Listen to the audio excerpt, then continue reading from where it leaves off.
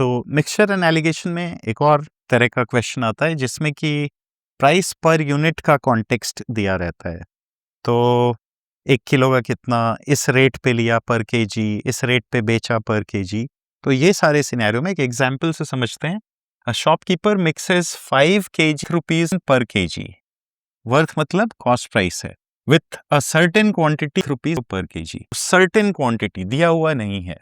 क्या दिया हुआ है? शॉपकीपर ने 5 किलो चाय जो 14 रुपए पर किलो है उसको कुछ क्वांटिटी किसी और चाय से जिसका की प्राइस 11 पॉइंट पर केजी है उससे मिक्स किया।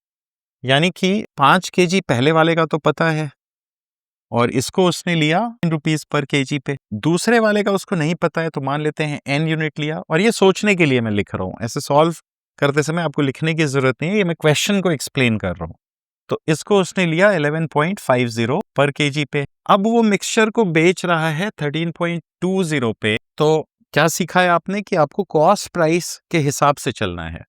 सेलिंग प्राइस दिया हुआ है 13.20 की सेलिंग प्राइस है, तो आपको कॉस्ट निकालना होगा तो प्रॉफिट देखना होगा। यहाँ पे प्रॉफिट बना रहा है वो 10% का, यानी कि उसने एक चाय को दूसरे चाय से मिक्स किया और मिला के बेचा और 10% का प्रॉफिट बनाया।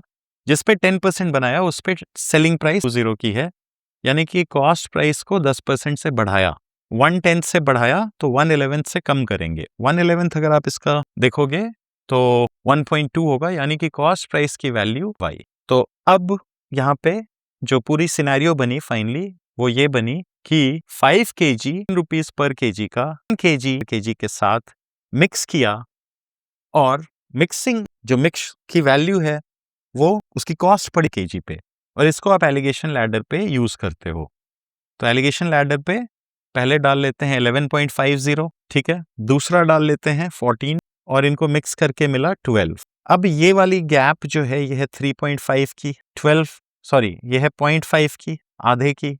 12 में से 11.5 गया और ये है 2 की, यानी कि क्वांटिटी 11.50 वाले की रहेगी और ये 0.5 क्वांटिटी जो है वो 14 वाले की रहेगी। तो अब ये रेशियो को अच्छे से लिखना है तो 2 से मल्टीप्लाई कर दो, इसकी 4 पार्ट्स होगी और इसकी 1 पार्ट होगी, यानी 11.50 वाले का 4 पार्ट और 14 वाले का 1 पार्ट होगा। तो what is the total weight of the mixture. अब ध्यान से ये देखते हैं कि क्वेश्चन अभी ये नहीं पूछा है, तो अब हमें ध्यान ये देना है कि एग्जैक्टली क्या पूछा है, क्योंकि बहुत सारे चीजें हो सकती हैं। तो हमें आंसर करना है टोटल वेट का।